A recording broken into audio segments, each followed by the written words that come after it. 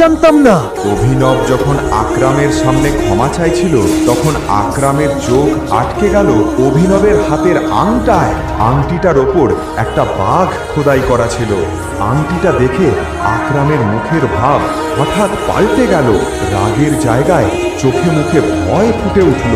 আংটিটা দেখে আকরামের যেন পুরনো কিছু মনে পড়ে গেল। টাইগার, আমাকে মাফ করে দিন। আমি আপনাকে চিনতে ভুল করেছি। আমি সত্যিই দুঃখিত। আরে আকরাম কাকা, আপনি এই ভিখারিটার সামনে হাত জোড় করছেন কেন? তুই ওকে ভিখারি বললি? ছোট লোক কোথাকার। এই চেয়ার ওর, এই সাম্রাজ্য ওর।